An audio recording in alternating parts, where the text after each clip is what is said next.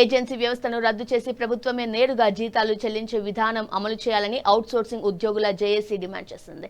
ఈ మేరకు Somajiguda press club లో జేఏసీ చైర్మన్ కార్యదర్శి లక్ష్మయ్య పుల్లి, బోయపాటి శ్రీధర్ మాట్లాడుతూ రాష్ట్రంలోని వివిధ ప్రభుత్వ శాఖలు, సంస్థలు, పంచాయతీల నుంచి సచివాలయం వరకు సుమారు 5 లక్షల మంది అవుట్సోర్సింగ్ ఉద్యోగులు పనిచేస్తున్నారన్నారు.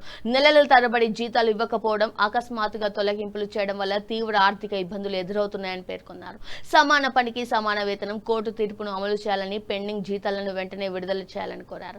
డిమాండ్ల సాధన కోసం ఫిబ్రవరి 28న భిక్షాటన కార్యక్రమం, జిల్లా కేంద్రంలో మానవహారం, మార్చి 14న ఇందిరా పార్క్ వద్ద మహాధర్నా, అలాగే చలో ఢిల్లీ కార్యక్రమం ద్వారా రాహుల్ గాంధీని కలిసి విజ్ఞప్తి చేయనున్నట్లు తెలిపారు. ప్రభుత్వం స్పందించకపోతే రాష్ట్ర వ్యాప్తంగా ఉద్యమాన్ని ఉధృతం చేస్తామని జేఏసీ నాయకులు హెచ్చరించారు. వాళ్ళు చేసే పనికి, వాళ్ళు చేసే క్వాలిఫికేషన్ కు 50,000, 60,000 వచ్చే దగ్గర 10,000, 12,000 ఇస్తున్నారు. కాబట్టి వాళ్ళ పిల్లలు వాళ్ళ కడుపు కొట్టి, మీ కడుపులో మీ తరాలు, మీ భార్య పిల్లలకు ఏమి బంగారు అడ్డానాలు కావచ్చు, లేకపోతే బయటి దేశాలలో ఆస్తులు కావచ్చు, ఇట్లా సంపాదించుకునే పైసలన్నీ ఇటువంటి వాళ్ళ దగ్గర, ఇట్లా చాలా మంది దగ్గర చేస్తున్నారు. కాబట్టి ఈ వ్యవస్థ రద్దు కావాల్సిన అవసరం ఉన్నది.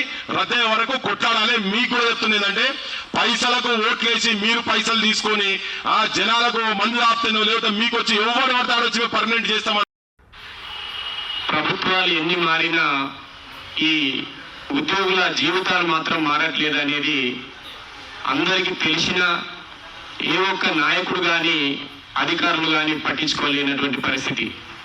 ఆ క్రమంలో ఈ రాష్ట్రంలో ఉన్నటువంటి అవుట్సోర్సింగ్ ఉద్యోగులందరూ కూడా ఐకమత్యంగా వివిధ సంఘాల రాష్ట్ర అధ్యక్షులంతా కలిసి ఒక జాయింట్ యాక్షన్ కమిటీగా ఏర్పాటు చేసుకొని ఈరోజు అవుట్సోర్సింగ్ ఉద్యోగుల హక్కుల సాధన కొరకు పోరాట దిశగా బయలుదేరడం జరిగింది. ముఖ్యంగా అవుట్సోర్సింగ్ ఉద్యోగులంటే చిన్న చూపు, అదేవిధంగా శ్రమ దోపిడీ, అదేవిధంగా అవమానపరంగా అనేక ఇబ్బందులకు గురవుతా ఉన్నారు. లక్షలాది రిప్రజెంటేషన్లు ఇండివిజువల్ గా సంఘాల తరఫున, జేఏసీ తరఫున ఎన్ని రిప్రజెంటేషన్లు ఇచ్చినప్పటికీ కూడా అధికారులు పట్టించుకోవడం లేదు. అదేవిధంగా నాయకుడు కూడా పట్టించుకోలేడు. అందుకని చెప్పేసి జాయింట్ యాక్షన్ కమిటీ ఆధ్వర్యంలో ఈ రాష్ట్రంలో ఉన్నటువంటి అవుట్సోర్సింగ్ ఉద్యోగులు అంతా కూడా ఏజెన్సీ విధానాన్ని రద్దు చేయాలనేది ప్రధాన డిమాండ్ గా పెట్టుకొని మేమంతా కూడా ఈ రాష్ట్ర నాయకత్వం జేఏసీ అంతా కలిసి పోరాట దిశగా బయలుదేరుతా ఉన్నాం.